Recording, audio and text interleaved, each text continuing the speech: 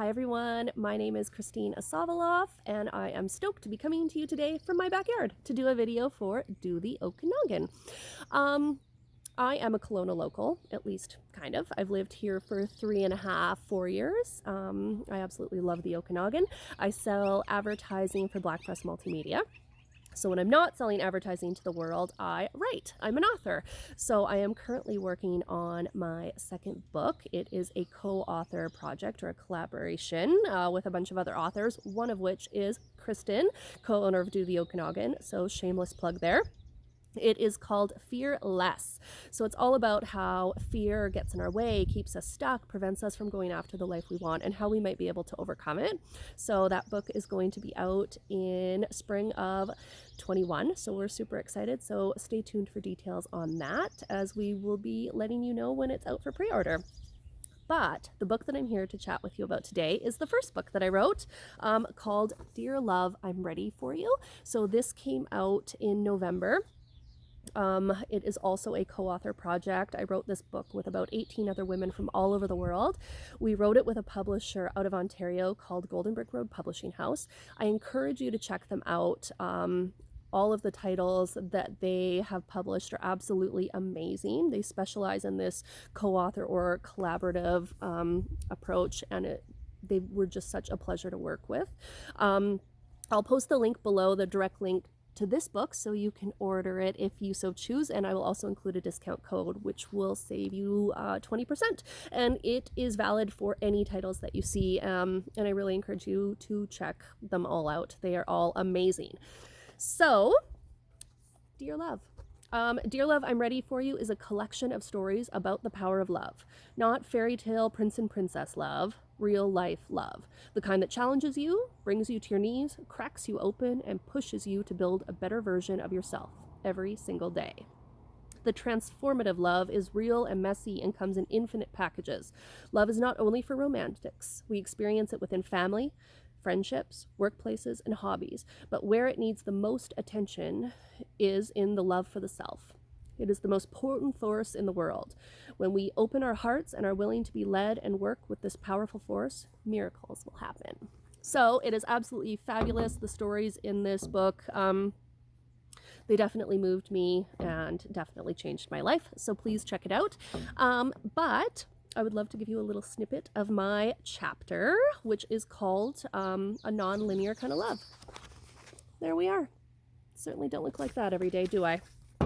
All right, here goes nothing. When I first got the opportunity to write a chapter in this book, I was thrilled. I was excited, inspired, and if I'm being completely honest, a little cocky. I've always been the girl with lots to say. And as for the subject of love, specifically self-love, well, that's been something I've been working on for a while, so I figured I had this whole thing locked down. I planned on sharing the story of my childhood, of how I used to chase the love and approval of others, but now had come to a place of loving the self. Sure, I'm still working on my stuff, but for the most part, I'm comfortable in my own skin, happy with who I see in the mirror. This chapter was going to be a perfect blend of vulnerability and humor. It was going to further my healing and hopefully provide a little inspiration to others. It was going to be easy. How could it not be? After all, I had come so far. Well, turns out I was in for a pretty rude and humbling awakening. Surprisingly, as the girl who always has something to say, I found myself drawing a blank. I found myself frustrated and in tears, full of angst and doubt. Who did I think I was? I can't inspire anyone. My childhood wasn't even that bad. Who was I kidding? I haven't healed. I can't write. I'm not nearly as talented as the other women in this book. I bet I'm not as pretty, not as smart, not as authentic, not as wounded, not as evolved, not as accomplished, a fraud. I found myself angry, sensitive, anxious. I sent draft after draft to friends asking for their feedback, only to get defensive at their constructive criticism or question the truthfulness of their praise.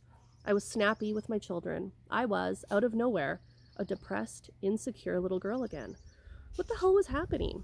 How did I go from thinking, I've come so far, I'm worthy of this opportunity, to feeling like a farce and questioning everything about myself?